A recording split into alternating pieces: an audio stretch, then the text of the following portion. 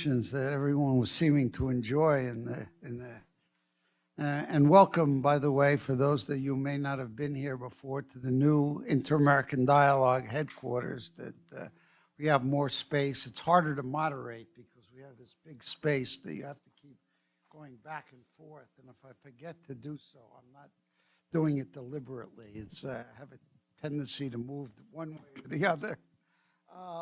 In any event, we're absolutely delighted to have this session. And it's a pleasure for me to be able to chair it on remittances, which has been a program, an emphasis of the dialogue for many, many years. I'm going to talk a little more about Manuel soon, but you know, he was the one that organized the program here. And we're now here to discuss several new studies, two new studies particularly, that have emerged from that program. The focus of today is really, well, first a broad update on where we are with remittances from the United States to Latin America primarily. To look at the new technologies, to what extent are they facilitating, making more difficult, to what extent are they being adopted widely, narrowly, et cetera, and also to focus on how new technologies and new businesses are changing the remittance and how they're likely to evolve into the future. What is the future markets? And we, of course, have two of the world's most distinguished experts on remittances here today. Let me introduce Manuel first, since I've known him longest. He heads the Dialogue's work on remittances and development, and I've worked with him now for, what is it, 17 years, 18 years, or worked at least. And I could say a lot about Manuel, but it would take up too much of my time. So let me just say the one characteristic that I can always sort of attribute to Manuel is his enormous creativity. It was Manuel who really sort of began the process of identified remittances as something we needed data on, we needed information, we needed analysis of what was going on. People talked about remittances as sort of that part of the transfers that weren't quite identified with anything else. And Manuel was really one of the pioneers who began to put numbers on this and data.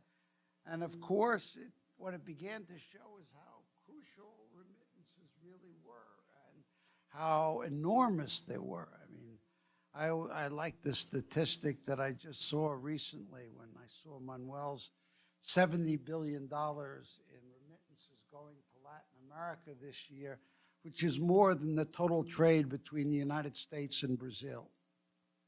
And it's going in only one direction. I mean, the amounts are enormous. And we should never underestimate their importance. That, I think, is the key thing that I've learned over the years. And beyond the sort of the research and his analysis, I think he's really created a series of different frameworks for examining the issue. And let me just mention three. One is we started off many years ago with a task force on remittances. The first report of the was, I like to take pride in inventing the title that was called All in the Family. And to say, you know, that remittances really belong to the people who earned them and they shouldn't be taxed and all. And then secondly, he's developed a network of, what would you call them, remittance agencies, remitters to work together. I think we have several representatives here. Then lastly, is really working on financial education programs now in Central America particularly, and these have, enormous importance for sort of the future of remittances and managing of money. But let me not leave out his partner in crime today, Daniel Ayala of Wells Fargo, who's the head of the Global Remittance Services, Executive Vice President of Wells Fargo. This is a worldwide enterprise, remittances, and he too has been a really exceptionally innovator on many fronts in the remittance area. And let me say, he has an extraordinary experience working in a range of institutions, a number of small financial institutions like J.P. Morgan and Citibank and others. And he has really been a collaborator of the dialogue over many, many years. And we get to see him a lot, and we're happy to have a good friend back here with us. Let me, though, turn it over to Manuel, who will make the early presentation, and then Daniel will contribute with his vast store of knowledge. Thank you, Peter. Thank you for the introduction. And Peter used to be my boss, but I was too difficult for him, so he quit. Right. And I'm happier. No. We're presenting two studies predominantly on money transfers. One is predominantly a study based on the use of internet-based payment solutions from the United States to Latin America. And the second one is predominantly a study we did on a nationwide survey in 6 cities in the United States to over 1,200 migrants to understand their remittance habits as well as the use of the internet as a means of sending money, either using through web portals or through mobile devices to send money, but also we looked into the extent to which there is a demand for a wide range of financial services. These studies are part of a series of surveys we've been doing over the past 20 years on migrant consumer behavior with regards to money transfers and financial access. So we built on the studies to compare how things have changed with regards to sending remittances, for example, but also with regards to the extent to which more migrants are having greater financial access in the past few years. The main findings of the study are in the report, and I just want to highlight a few points that I think capture some of the issues that we identified. Some of these issues deal with remittances, others deal with the use of the internet, and then we have issues relating to financial services.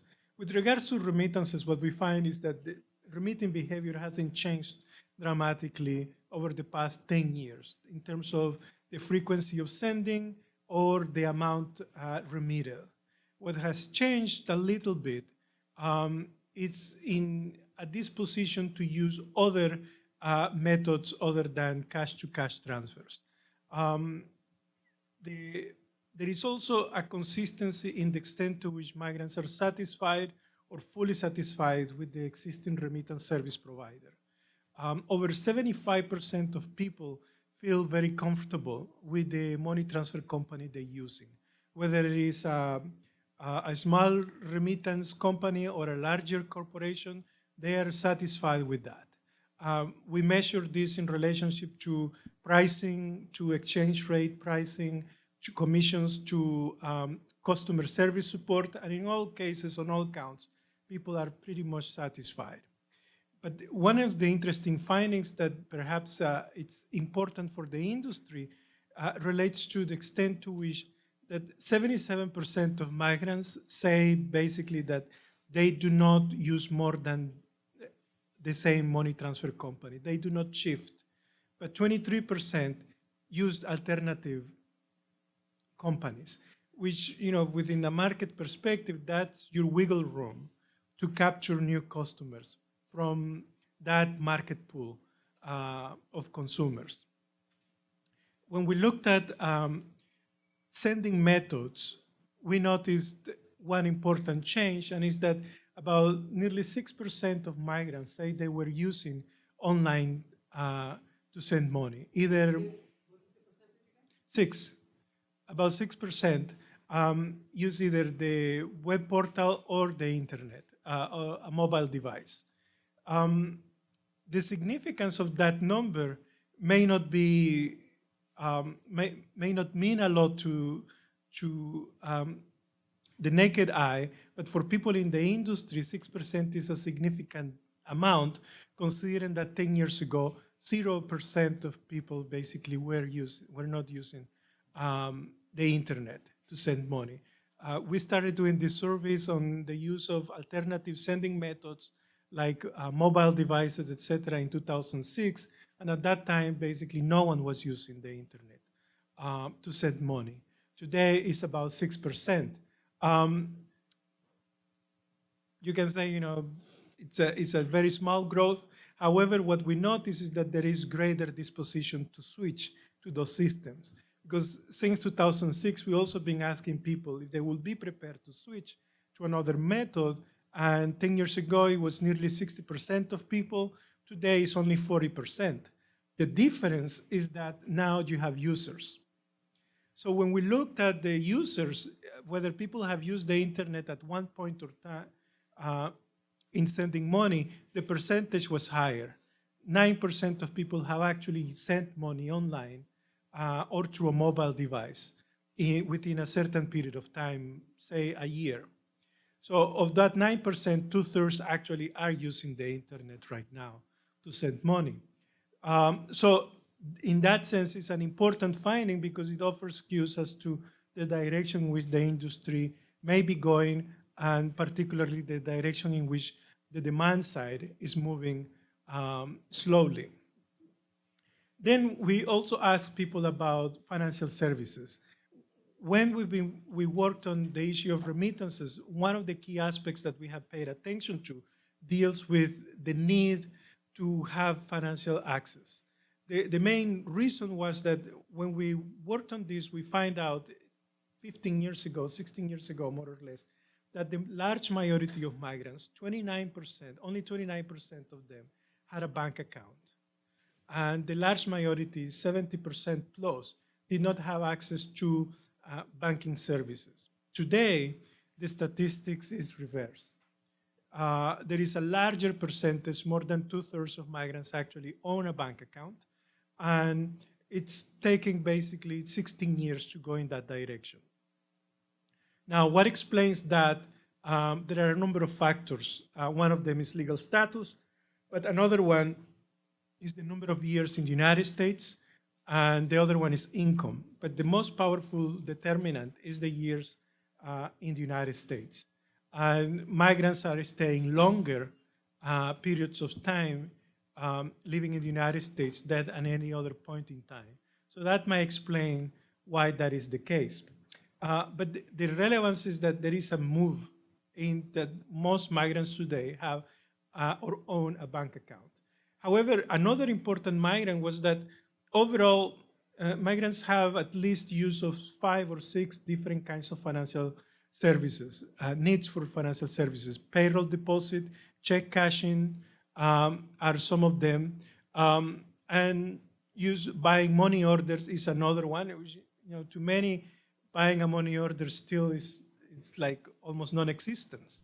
And yet, we find that at least 1 in 3 migrants actually use regularly the purchase of money orders to perform some kinds of financial transactions. Bill payment is another use of financial services.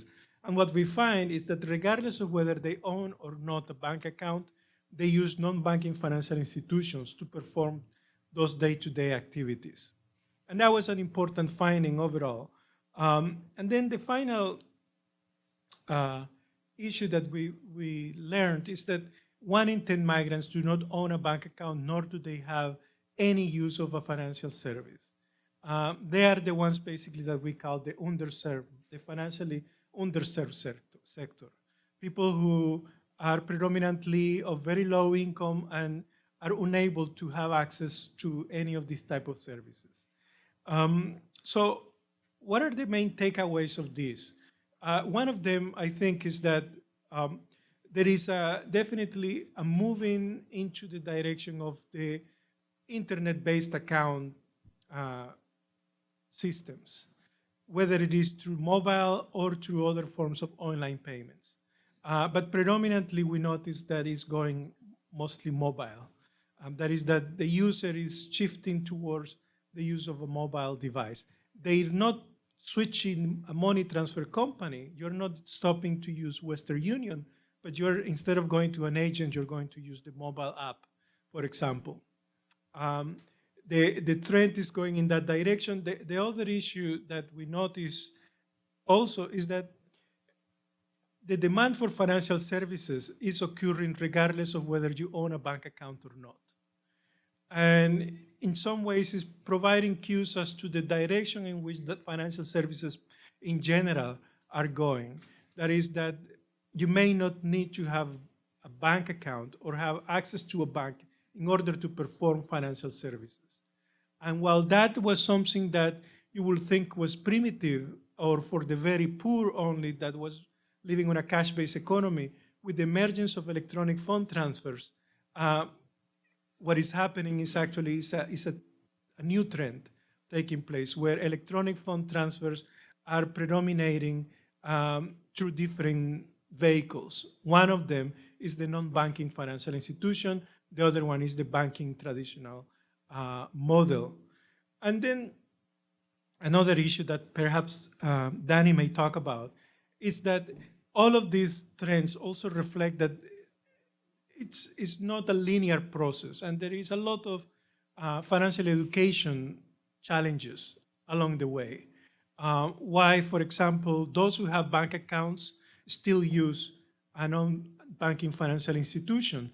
Is it because of conveniency, or because of value, or because of lack of knowledge of the ease of use of mobile app in a bank, from a bank, for example? We don't know, but there is definitely some aspect relating to financial education that we see that is important to point out. So those are some of the findings of the study that we come up with on this study we did in this survey we did in 2016, in November 2016. Thanks. Thank you, Manuel. Excellent. Danielle? Sure. You disagree with him, right? Can you hear me okay? I don't think it's on. The switch. Switch. Okay. Okay. How's that? That's better. Okay. Perfect. Well, first of all, it's always a pleasure to be at the dialogue in the company of such distinguished gentlemen and a great audience as always that you're able to lure into your doors. So thank you for being here, and thank you for inviting us to participate. I 15 years ago, I started managing this remittance business for Wells Fargo, and at the time we had a second generation product which was called Intercuenta Express, and now we have something called ExpressSend, which has been around since 2007. And it's been really quite an experience to see the journey of our customers and of immigrants as innovations have been put in front of them, and also the appetite of financial institutions to bank the unbanked, and also to work with immigrants and foreigners in the U.S. and get them into the financial mainstream. It was none other than the Partnership for Prosperity back in 2003 that actually created a strong gateway and a strong bridge between the U.S. and Mexico to lure banks at the time, which were just about every major bank had a remittance product in place. 15 years have passed, and there's mixed results. But I like to focus on the positives first. And I think the positive, the number one positive that I see is what I was happy to read on the flight in earlier today, which is the fact that we literally have doubled the percentage of migrants that have a bank account. I think that's a huge feat for financial services. If we would have asked me 15 years ago that the number would be that large, I would have doubted that we would get that high. So it's really good to see that performance level. And I think as a result of that, the options that immigrants have to send money back home has grown significantly from just a few large name remittance companies to include now banks, as well as fintech companies who are focused on the space. So from that perspective, I think it's created more options, and the best of it all, which is the World Bank's focus on their discussions as well, is costs have lowered. 2003 spreads to Mexico were 2.5%, 3%, 4%. Today spreads to Mexico are 1.5% on the high end, and on the low end as low as 90 basis points. So we've gone a long way. A fee, you would have to send money to Mexico back in those days for $15 through one of the large remittance companies. We started with a price point of $7. Today we're at $5, and most of our competitors are at $4.99 in the fintech space. The brick and mortar at around $6. So we almost have halved the fee side of these, and also thanks to the efforts of the CFPB, we have standardized the way in which consumers see a remittance transfer being presented to them. There's a standard form that they see, whether it's Wells Fargo, one of the large remittance companies, or a fintech. It's the same look and feel. They understand better what is it that they're buying and what type of costs are associated with that. So gone a long way. There's opportunity. There's still a lot of ground to cover. I think financial institutions have done a good job at acquiring more customers that open accounts, but we need to get to the next level, which ties into providing more tools in language so that the experience can be better for those consumers. When you look at the institutions today that have an in-language online session, it's very limited. Maybe there's only one major bank, not Wells Fargo, that has that capability today. When you look at the number of banks that have created a mobile app in Spanish,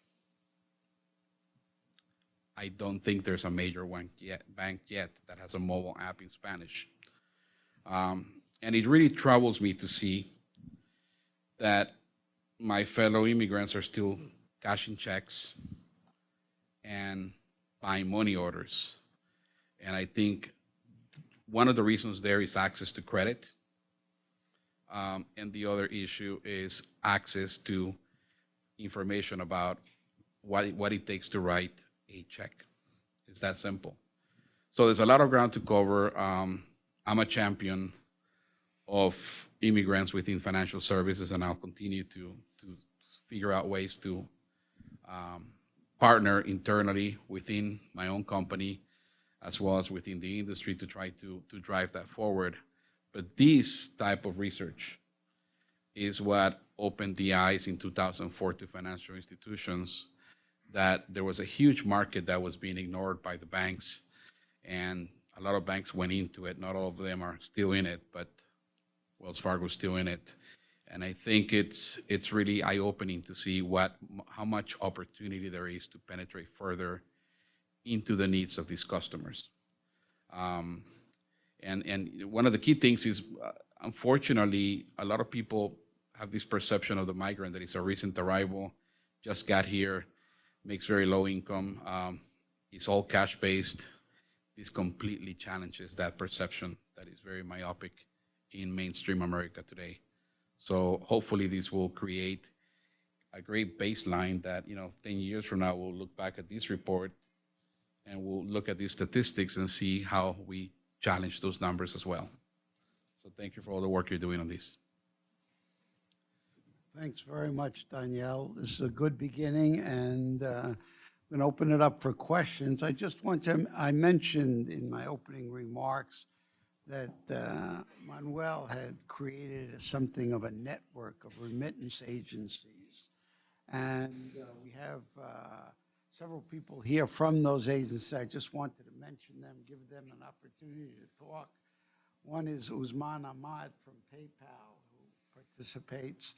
And Paul Dwyer, I guess, had to leave early. Is he anywhere in the room? Or, well, Paul Dwyer from his own company, Via Americas, which started about the same time that Manuel arrived here at the dialogue. In any event, let me open it up for your questions and comments. Don't feel you have to disguise a comment as a question. And tell us your name and affiliation. Wait a minute for a microphone. Thank you. My name is Rasek Niembro from the IDB. Given that you said that internet-based technologies are this new trend and basically the future of remittances, what is your opinion on these alternative methods like Bitcoin, Litecoin, those kind of currencies to be a real option, or what potential they have? I know probably Wells Fargo and the biggest banks do not support this kind of technology, but anyway, I would like to hear your opinion. You want to? No, let's take one. We'll take a few. Believe it or not, we actually do embrace the blockchain. Question I had in mind too. So, that's why So you know the blockchain is definitely opening new rails for access. And I think one of the issues that we see here is that there's still an issue in terms of information and access. I think the blockchain, in many ways, is breaking through some of those challenges. Like any new technology, you have that crowding of ideas going on with the blockchain today, where you probably will see only 3% of those great ideas become a reality. In fact, I was reading earlier that one of the large bank consortiums that are working on blockchain is actually disbanding as we speak because they just didn't see real transactions there. But I do believe in the blockchain. The bank actually has an innovation team that is making investments in fintech startups that are doing very interesting things in the blockchain. And we are experimenting with it in a number of initiatives that we're not publicly disclosing yet.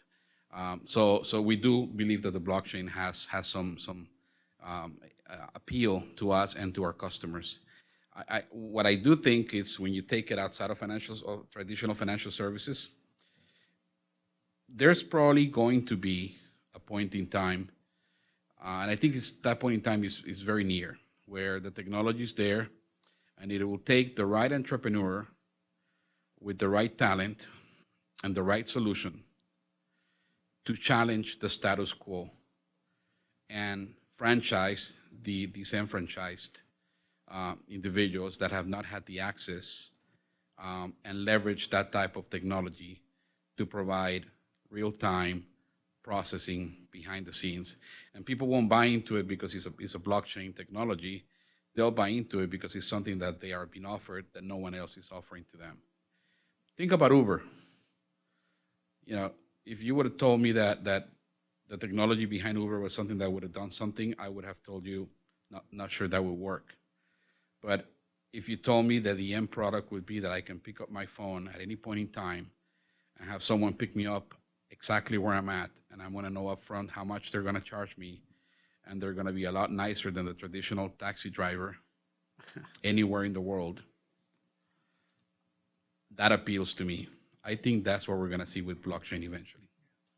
Just to follow up on Danny, I think if we look into the migrant market itself, you have two challenges. One is purchasing power of the currency, and two is market access. Purchasing power will mean that you will have to set aside a portion of your income to acquire Bitcoin currencies.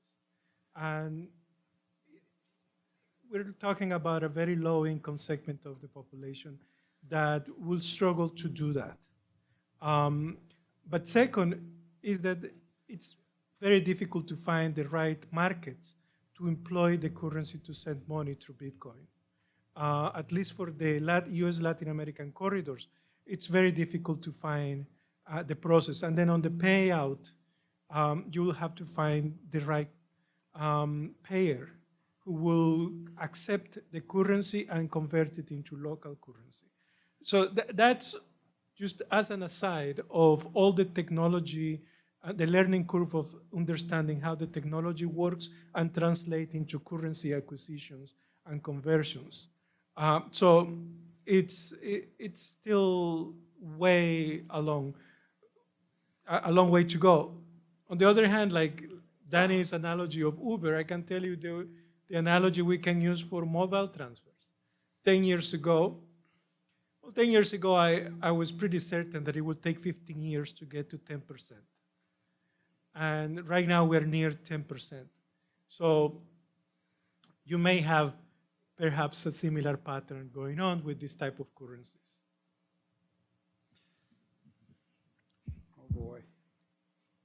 Go ahead. Wait 1 second for the microphone. Good afternoon, everybody. Can you hear me? Yes. My name is Lorena Davalos. I'm with the U.S. Department of Labor. Thank you for what you presented.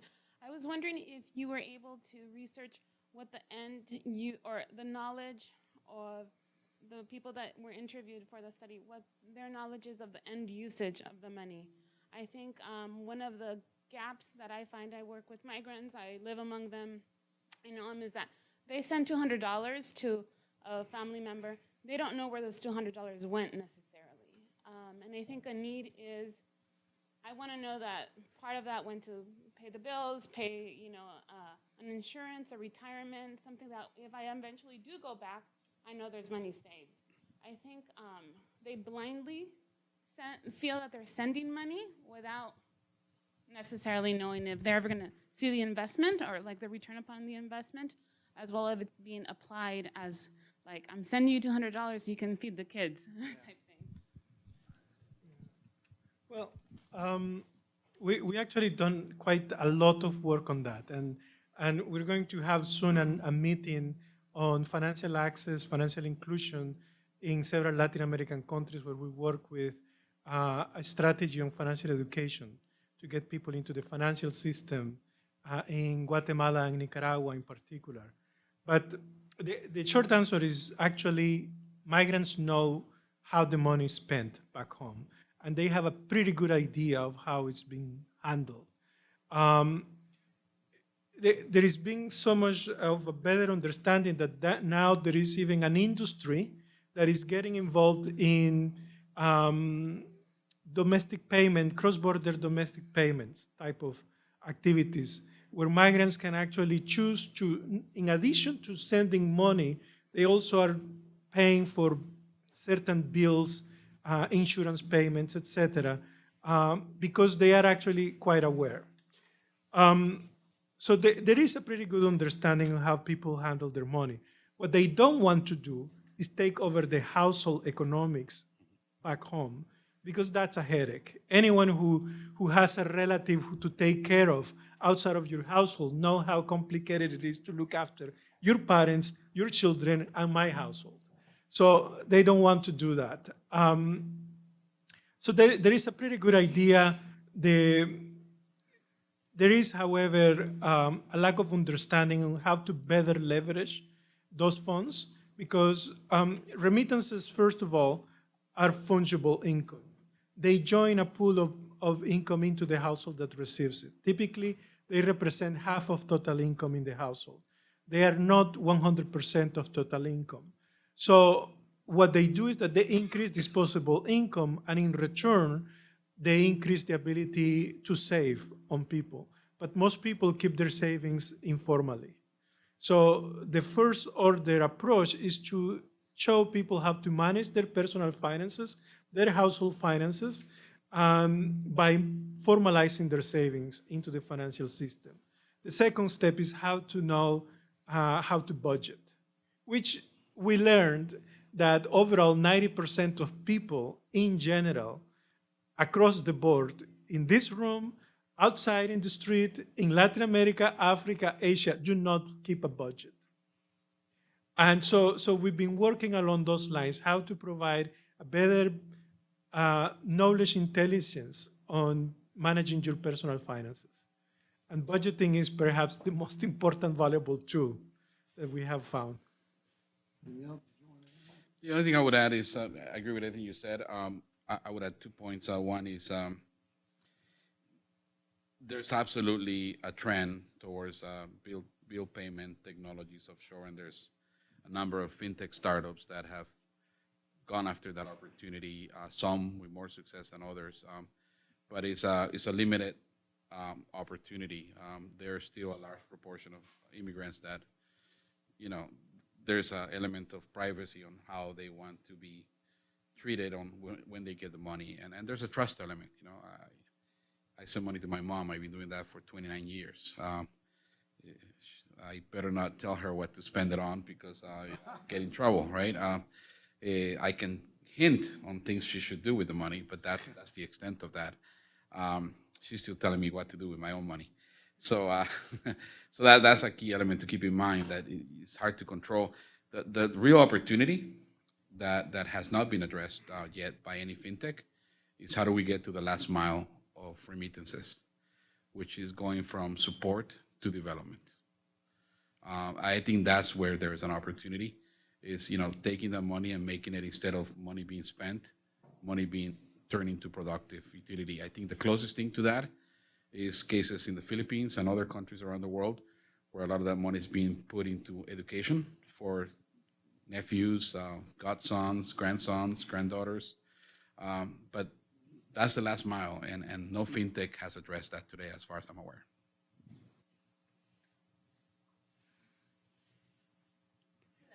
Wait for the microphone. I'm making the people run back and forth. They need a little exercise here. My name is Keisha Nicholas from the AME Churches Service and Development Agency, and we're doing work in Africa and the Caribbean, and we have people on the ground in those countries. And my question is, what are some of the options that are available for transfers within the country? So we have people working in healthcare, and everyone has a cell phone, but for safety and security reasons, carrying cash to get paid has been a problem. And so I want to know where I can find out about all the different technologies or possibilities that are available. Well, it depends on the country. So oh my goodness. I thought if you ask me about Africa, I can tell you about Africa. Haiti, actually, when it comes to domestic payments in Haiti, there are at least 3 major companies working there. Haiti Pay is one of them. The challenge, however, is that it's not an issue of technology, but it's the extent to which a merchant is able to honor, not only to own the technology, but to honor electronic funds. And in order to do that, you have to have a bank account. In a country like Haiti, over 90% of merchants are informal. So the first step is to formalize them as a business that can have credit, can have access to a bank account, and can be able to afford to buy a point-of-sale terminal in order to honor an electronic transaction. So it's happening very slowly, but the same thing, you know, you can say the same thing almost anywhere in Latin America or in the African continent. It depends on the country to understand the extent to which there is bancarization of merchants. Once those merchants are bancarized, then you can talk about establishing a ubiquitous payment network for domestic payments.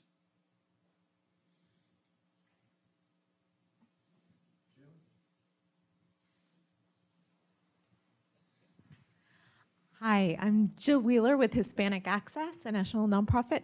And you both mentioned issues of information and education. And we see so many local initiatives or community level. And I'm wondering if either of you have seen initiatives either by governments, private sector, on a larger scale to address some of the education and information needs.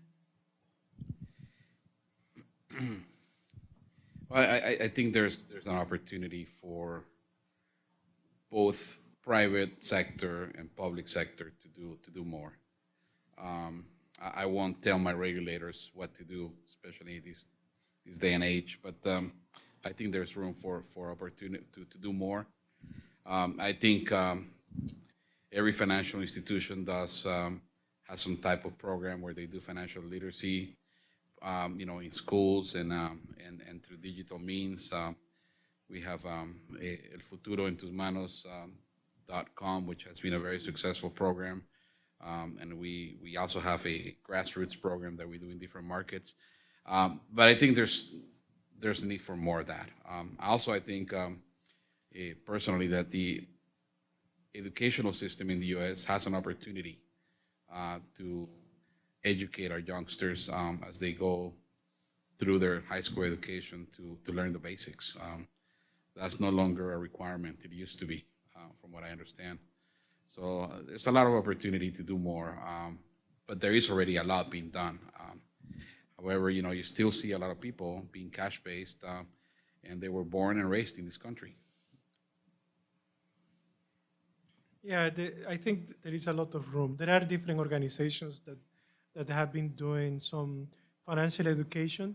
What I have learned in the United States is that I haven't found a good financial education toolkit tailored to migrants that focuses on transnational household management, that focuses on migrant economic rights, and on basically access and services. You provide general information on personal finances, but there are not tailored programs. I haven't seen. The closest one was a while ago in New York from the Economic Justice Program. But there is also an organization you work with that does some financial education to Hispanics in general, migrants or not.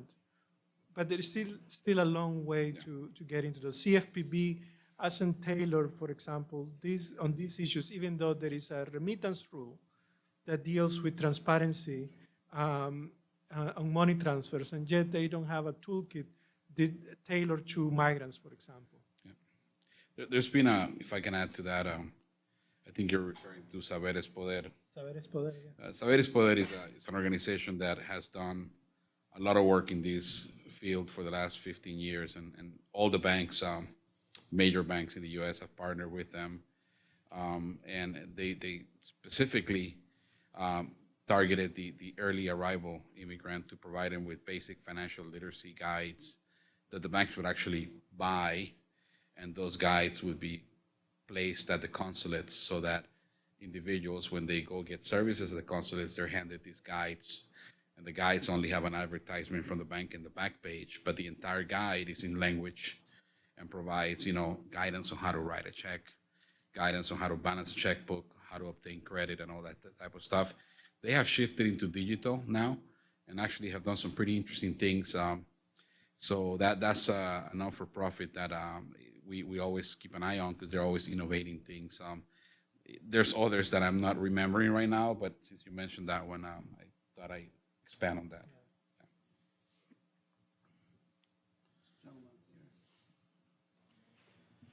I have two questions. First one is that you mentioned about last mile for the remittance. Do you know any country that has some kind of a diaspora bond they're offering, and it's a good business model that has been working?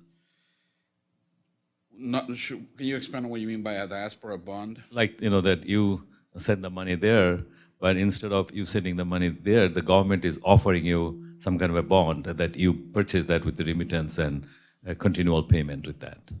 Yeah, so there's been some efforts on that. There was Mexico had the 3-for-1, and then it was a 5-for-1, and it was a state, federal, state, and municipality level. They all got some type of contribution through the remittance companies that were participating. We didn't participate in that program. That program had a life, it had a beginning, and I'm not sure it's still going on. But it's almost as focused as the administration wants to be on supporting something like that. And in some countries, if you try to get both the federal and the state level governments to work together, it gets a little bit challenging. I will say this, there is one country in particular that really has done a good job at trying to manage their overseas workers and manage them as a service to the rest of the world, and it's the Philippines. And I think a lot of countries can borrow some ideas from them on what they do to help future immigrants to get ready to go overseas. You can't get a authorization to go overseas to certain countries unless you've gone through 2 to 3 weeks intensive training plus a language basics course. And they also have regulations on how you can be contracted out of the country and ensured a set of benefits that you carry with you when you leave the country that are driven by the employer that recruits you. So they've done a really good job in that country, and that's run by the federal government in the Philippines. One other quick question. You mentioned about that only 6% of the remitters send online to Latin America. Do you have any number on India or Indian subcontinent or this China or countries like that? What percentage sent by online? I'm glad you asked that question because I think this is the eye-opener. I was a little disappointed when I saw 9% because even though I know that a lot of that share has been taken by my fintech friends here, what you hear for Latin America is the opposite for Asia. When you look at the Asia-bound remittances, at least based on what we see, going to India and the Philippines, it's the complete opposite. It's north of 80% that goes through digital means. So if you look at the fintechs that are out there, they have raised themselves to have the scale they have, at least in the initial stage, whether it's some of the ones that are more established or some of the newer ones that are coming up in places like Seattle, where they have surfaced, and you look at the countries that they start with, it's India, it's the Philippines. And those remitters that are here in the US, they're demanding not the online, but the mobile app to send money back home. So I think we'll see eventually. Yeah, just to follow up on that. To give you an idea, we estimate that about 1 million transfers to Latin America are done via internet-based accounts, whether it's mobile or online transfers. But just 2 companies, Remitly and Zoom, may be doing that same volume of transactions or even more than that to Philippines alone. And they're both mobile-based companies. Just as an illustration of the differences in behavior. You know, you can say, well, Filipinos were born with a chip in their head because they're always with a mobile phone. The same thing can be said about Indians, so maybe they are the exception to the rule. I don't know, but Philippines is ubiquitous. Any Filipinos, whether they are in Hong Kong, in Rome, in the Bay Area, they're hooked to a phone. So, you know, that might make a difference in the process. And just on the bond question, there are 2 models or 2 countries that you can look at these diaspora bonds, India and Ethiopia. The use of it has been quite limited. The challenge predominantly has been in marketing. There has been an assumption that the diaspora can afford to buy and invest bonds, and that assumption is actually inaccurate. Because the assumption is based on the capacity to buy high values rather than the capacity to buy low value bonds. And it didn't work very well in Ethiopia, for example, even though you have a large community of Ethiopians here in Washington. We did a study on the diaspora bonds, on Ethiopian diaspora bonds, and the large majority of Ethiopians knew about it, but they didn't know they could actually buy one. And that's been the challenge. It's a marketing problem, not the issuing of the bond itself.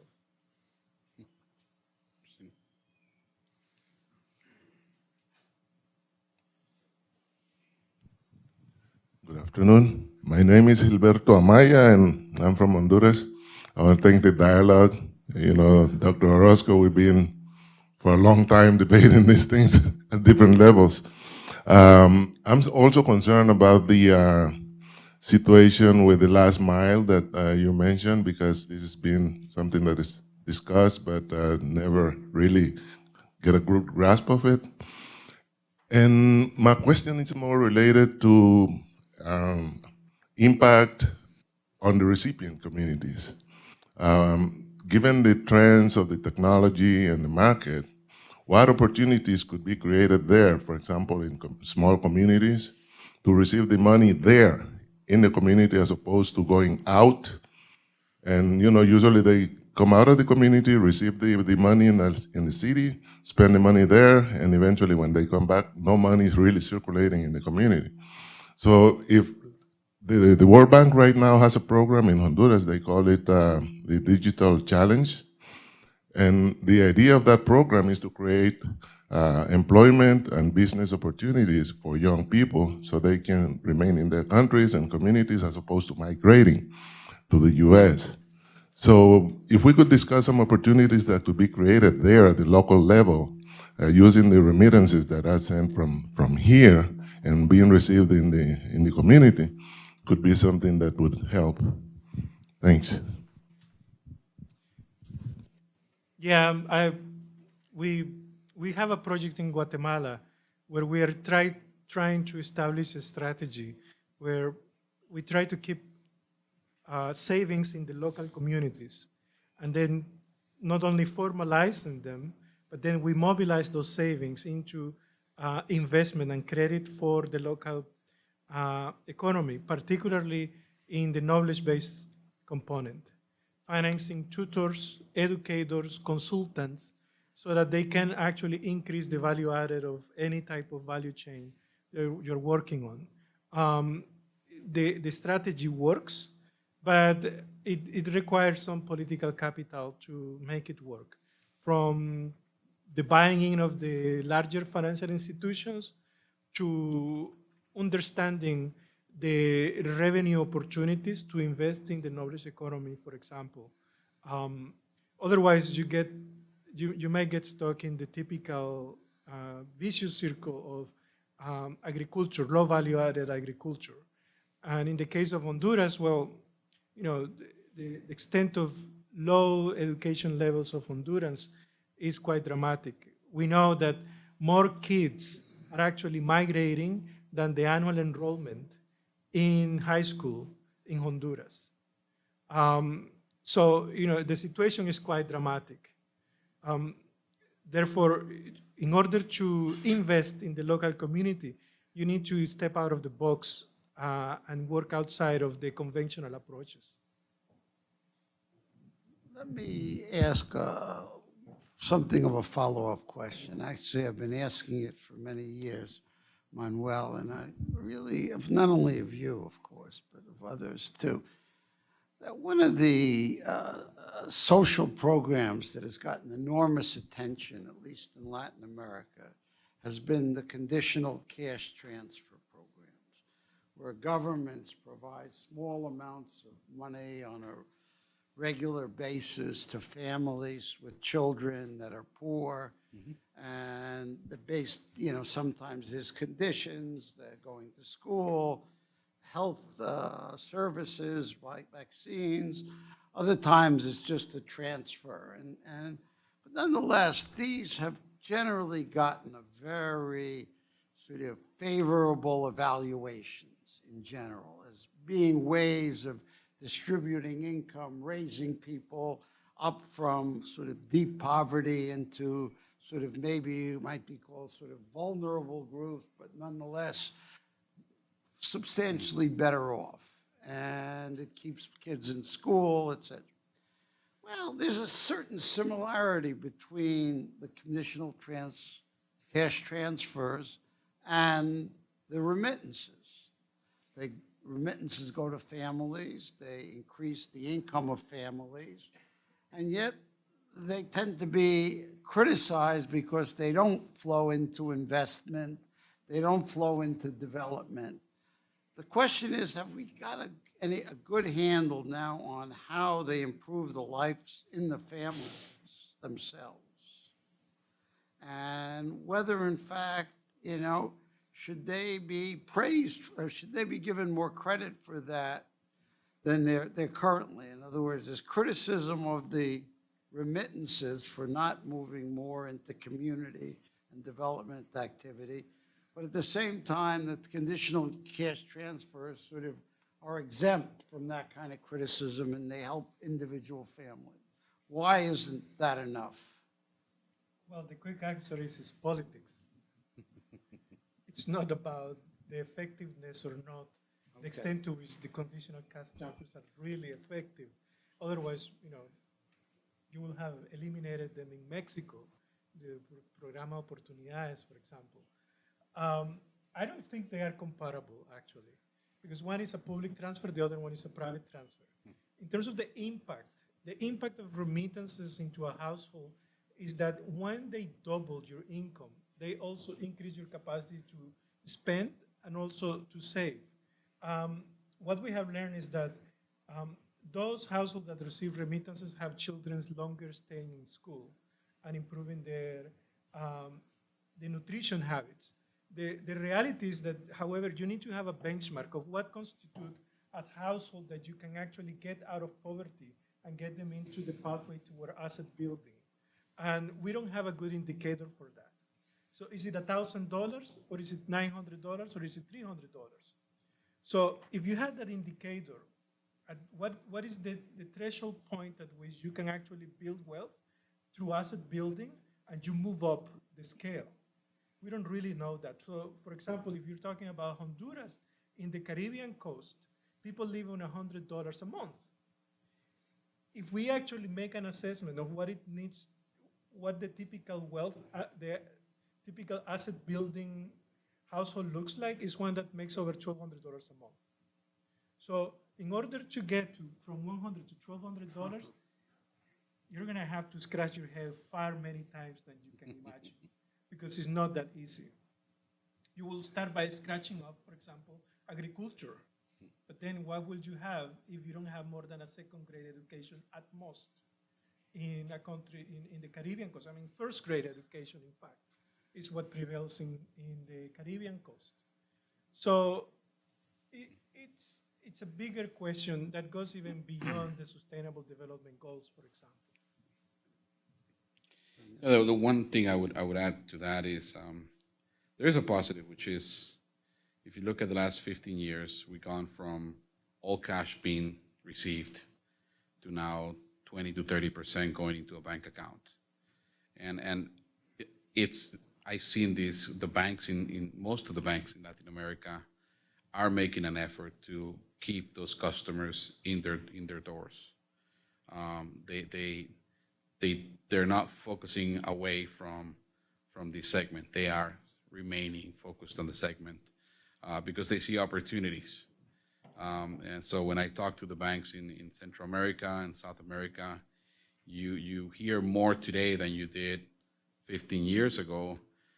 What are we going to, in fact, it's a very active discussion in certain countries like El Salvador, Honduras, where the banks are more aggressively trying to get us to help them get more customers to send money into a bank account than into cash, which also reduces the risk of the individuals walking around with all this money every time they receive remittances. So I think that constitutes some level of progress in the right direction, but still, as Manuel noted, there's a lot of upside opportunity. And again, I'm looking for the fintech to figure it out, because I don't think banks alone will figure it out.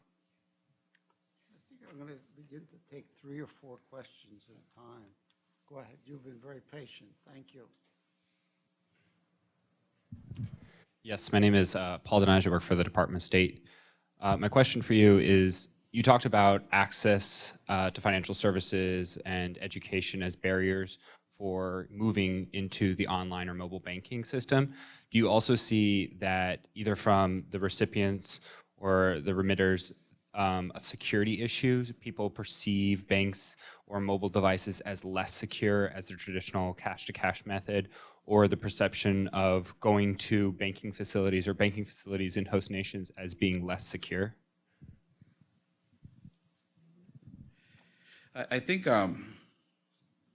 the perception of financial institutions in Latin America has actually improved over the last 10 years. We haven't had a significant financial system crisis like the last one in Argentina, dating back 18 years ago, right? So, you know, the people in Central America and Mexico, the last time they saw a crisis was probably in the early 90s, right? So there's more trust in the banking system in those countries. So I don't get that that's a concern. And you also see that traditional retail players have morphed into financial services providers. You know, you look at Mexico, 10 years ago, it was only one retailer that was also in financial service, and that was Electra Azteca. And now I can tell you that other retailers of similar focus are in there, as well as the equivalent of a CVS type of store that has, you know, huge networks, not only doing remittance payout, but also doing bill payment, deposits into bank accounts. They're agents of banks. That's the one thing that I think stands out to me in Latin America right now is you're seeing a new ecosystem evolve. And this is really beyond remittances, where the banks have figured out that brick and mortar, traditional bank branches are a thing of the past because people are going more digital very quickly in those countries. And so what they're realizing is, I'm not going to invest as aggressively on brick and mortar. I'm going to invest in recruiting more agents, more network. I'm going to put really strong controls on that network. So instead of having 400 branches, I'm going to have 200 branches and 2,000 agents that are doing other things for me. That's a trend that is growing by leaps and bounds. And if you take Guatemala, is a great example of that.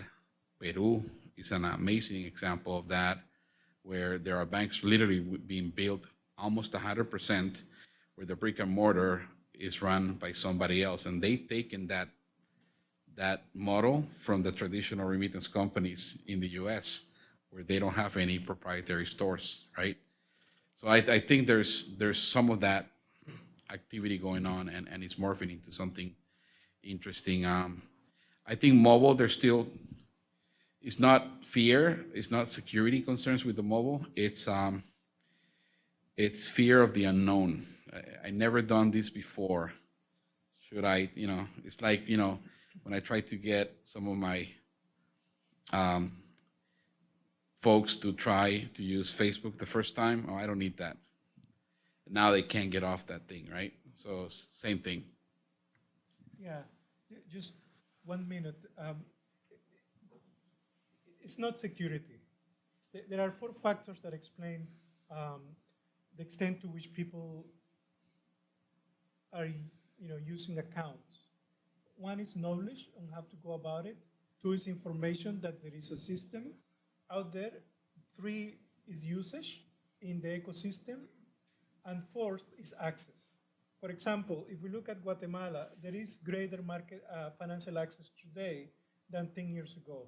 About the statistics, the formal statistics, 40% of Guatemala own a bank account. But not the fact that you own a bank account doesn't mean that you're going to use it, because the usability of the account is almost useless in the merchant world. A lot of merchants basically work on cash-to-cash transactions. Therefore, it doesn't pay to have a bank account. And the mentality is an account is for have big savings, not to keep liquidity in your resources. So those 4 factors really matter. And when it comes to knowledge, that's the more knowledge you have, the more likely you will be to mitigate your uncertainty about, I put my money here. Because that's the question that people ask. You mean I'm going to put my money here? On the receiving end, people actually wonder if actually the money, where is the money? And you have to explain, how the electronic transaction system works. And it's not that easy. If you give them a debit card, they're more likely to use it.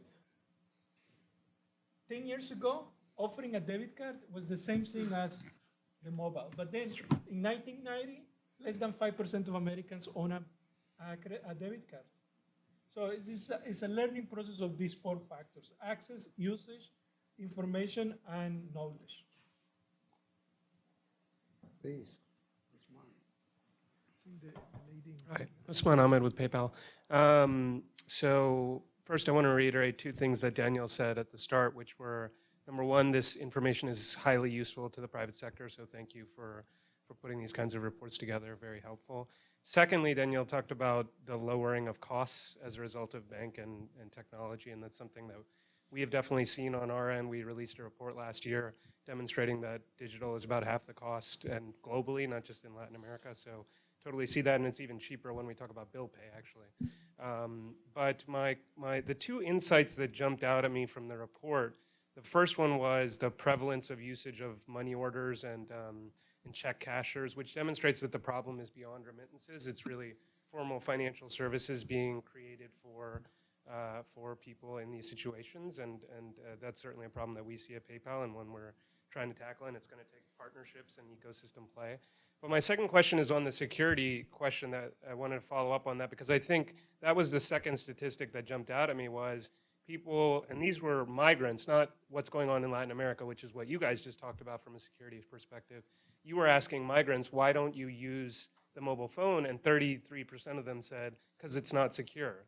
And my question is, do you think, because you can't know deeper than what they responded, but do you think that that response elicits your point, Danielle, that like, I'm not comfortable with this thing?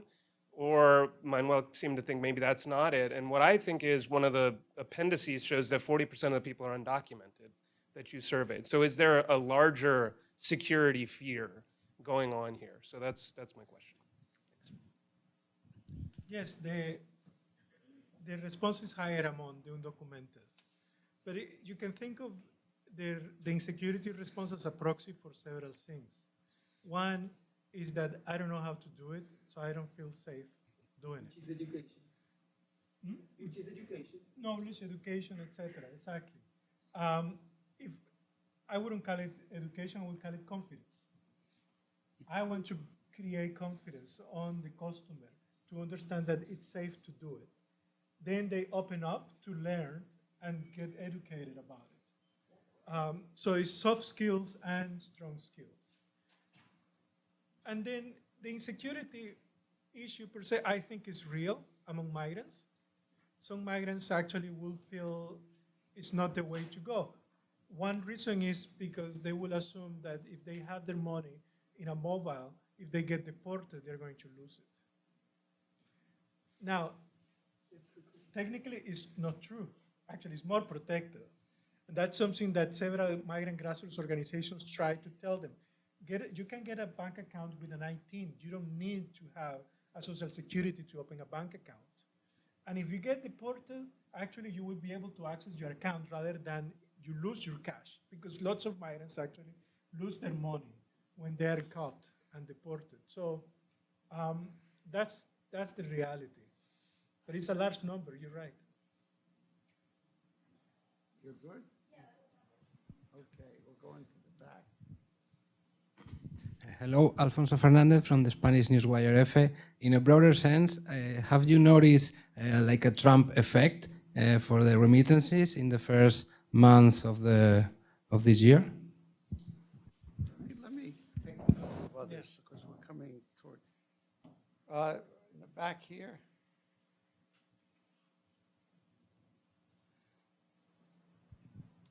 Good afternoon. Oscar Bazoberry with World Data, partner in the World Network of Cooperatives. We are building the last mile on the countries. But my question is, how have you seen the evolution of the U.S. regulators with respect to remittances over the last 3 years, and what is going on now? What is their perception of the regulators in terms of banks doing remittances? or MSBs?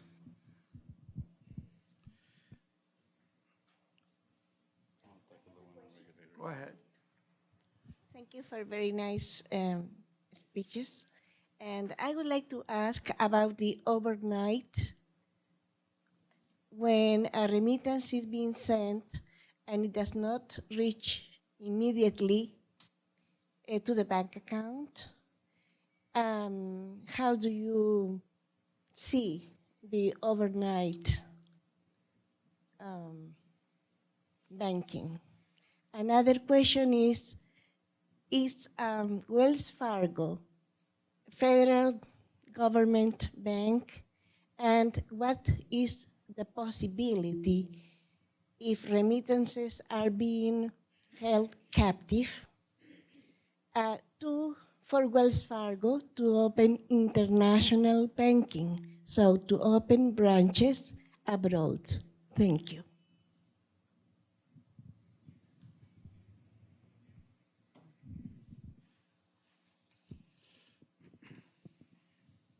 Go ahead. Yeah, I was trying to get the signal from the. Okay. So the first question was on the Trump effect. I'm not sure if that has been neither here nor there from what I've seen. I've seen reports, but what I see is driven more by the effect of the value of the US dollar valuation against other currencies. You see a range of the Mexican peso going from as high as 22 pesos to the dollar to as low as 18 pesos to the dollar in the last 6 months, stabilizing now to 18, but only 18 months ago it was at 12 pesos to the dollar. So definitely the beta of the US dollar valuation against foreign currencies has been significant over the last couple of months. And I think immigrants have taken advantage of that, because when we see the high rate, the volumes, and I think all my industry friends, I would agree, volumes have gone through the roof. I've been impressed at how much money people were ready to send for the right rate. Now that the rate's stabilizing, it's a little bit of the famine effect, right? There's not a lot of significant volumes going. On the second question around,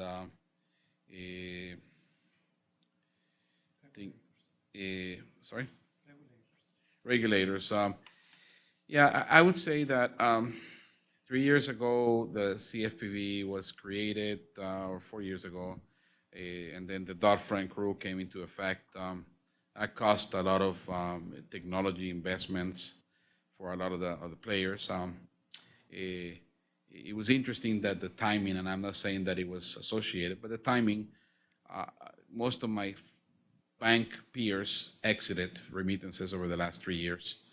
It's only us and a large New York bank that still is in the remittance business. So there was a little bit of an effect, I think, maybe, but there may be other elements. There's a lot of the famous de-risking, right? So maybe there was some of that, which also has impacted money service businesses in getting their accounts closed and all that kind of things. But I would say that the net effect to the consumer, with some counted exceptions, has been very positive. Dodd-Frank rule for remittances created a standard for disclosures. And the good news is that right now they're asking for commentary from the industry to see if they can adjust the rule. So hopefully there are some elements of the rule that have opportunity, and we work through our industry groups, the Clearinghouse, the American Bankers Association, and a few others, providing feedback to the regulators to see if they can cut back on some of those areas where maybe the consumer is getting something that they're not asking for. So maybe there's some opportunity to tweak some things. So that's on that one. And then on your questions around Wells Fargo, we're primarily a U.S.-based institution. We primarily focus on U.S. consumers in the U.S. We do have offices throughout the world, but those offices are there to serve the needs of our corporate clients. And we typically look to partner with world-class institutions in all of those countries where we look for the best bank that we can refer to our corporate customers and institutional customers, and there's plenty of really strong retail banks in most markets. So we really have not had historically the appetite to grow our consumer business overseas. In terms of your question about if your remittance doesn't get to the bank account, the overnight banking question. So, you know, if the remittance doesn't reach its end, actually the regulation protects you. You call and you have the option to inquire and either cancel your transaction if you want your funds back, and those funds are recalled, and when they are received back, they're credited back to you or given in cash to you, depending if you're working with a bank or a remittance company. Or if there's something in the middle, you can assert an error resolution. And under the error resolution rule, the bank or the remittance service provider has 90 days to help you resolve the issue. And there's different remedies provided by the rule. And all the institutions that are present here follow the same rule. So there's a pretty standard process. I think those were the questions on Wells Fargo that you had. I think those were the things that I needed to cover. Good. Is there one last question that everyone is dying to ask? If not, I guess there is one. One here and there's one there. Oh, I didn't see that. I'm sorry. You're going to have the last question. Hi, Ben. My name is Kerner. I came with Amisa too as well today. I'm basically an immigrant too as well. My question in general, it would be my case, for example. My job is I'm a technology I work in implementing technology for end users. Okay. My father works in technology too as well. Okay. My problem that I have all the time is his trust to the banking system. Like I said to my dad so many times, look, Dad, do you need money? I transfer money to you. I'm like, he lives in Peru in South America. And he says, nope, I don't want any transfers. And my question based on that is how banks are handling the trust on end users in this case. I think it's a good one. That's a very good question. Yeah. I don't think I think the banking industry in Latin America is way too confident to think of how to handle the trust, but rather how to take advantage of the trust in the banking system. So, I mean, your dad, I would think, is an exception to some extent, because, you know, Banco de Crédito del Perú, for example, is like, you can do business with your eyes closed. But to convince him, it will take some work. I think the way to go is for the financial sector in Latin America to increase financial education. And there are some institutions that do a very good job at placing people at the branches to explain to you the whole gamut of services. You know, banks are perhaps the second or the third most frequently visited institution in the world after supermarkets, and I wouldn't even churches. You're more likely to go to a supermarket 4 times a week and to a bank at least 4 times a month. So, you know, it depends on the church goer. Churches, I think, go in second or third place. Yet, you don't do banking services. You do financial services. Ask your dad that question. Where are you paying your bills? He's probably using banks. I think the whole reason that he's doing that is because he suffered through, you know, South America in general has a process on the banking, generally in the banking institution. So, like, today you have a bank, tomorrow you don't have it. Yeah. So he grew up in that process. Yes, that's the 90s, though. That's the 90s, yeah. That's the 90s. In the 80s. I think that's a huge problem. Yeah. Like so many people. Yeah. At this point, like it's don't get me wrong, probably it's an age barrier. But I think we use the trust word as a proxy for something else. Yeah. Maybe I need to talk a little more and explain what I meant about the original question. It's not to the end user of the remittances, but is in order to create employment opportunities and business opportunities for, in this case, the World Bank is working with the Banco Atlántida, which is the largest bank in Honduras, and also with the University of San Pedro Sula, which is, so what they're trying to do is that these young people who are graduating from these universities and not finding jobs can go into digital enterprises, and maybe handling remittances there in the communities could be an opportunity for them, that not the uneducated users at the end of the spectrum. Thank you.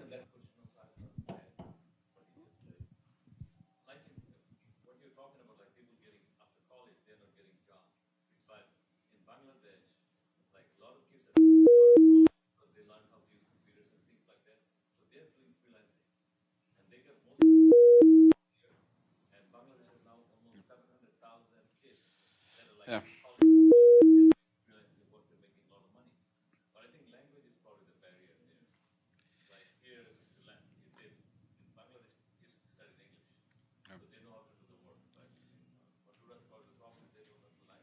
You guys should get together after the show. Well, one thing that actually has helped facilitate this global labor engagement through virtual means is technology, but also the same rails that we're using for remittances are now being challenged to be used to pay for those services. So I'll give you two examples real quick. If you take Uber, they pay people almost on a twice a week basis in some countries. In some places, daily, they have to, because that driver needs the money quick. They have a very thin cash flow. So they need to be able to get, in some cases, cash to the cab driver or the car driver who may still not want to have a bank account on the receiving side effectively, quickly, and at a very low cost. So we're seeing that question being asked by Uber-like companies. And so that actually creates opportunities for Safaricom type companies where people became in Kenya literally human ATMs, right? They had cash, they had resources, they had technology, and now they were able to do something that was not available, and the whole ecosystem was created in Kenya because of that. And the other example is, my son has this little startup idea he did. I said, you don't need to do any of these things. Just go online and, find a designer. And, so he's got a designer for his logo. He's in Kuala Lumpur. The web page was done by someone in Singapore, and the pictures were taken by someone in the Philippines. And he's never met any of these people. He hasn't talked to any of these people. It's all via email through all these means, and each of those engagements cost him less than $500, but those people would never have gotten the opportunity to do that work if it wasn't for the technology and the payment systems that are behind that. There's a huge ecosystem being created for that. See what the topic of our next conversation should be. In any event, let me thank you all for joining us today, and we ought to give a good round of applause to our two speakers. Danielle, Manuel, it was terrific. Thanks very much. Good job.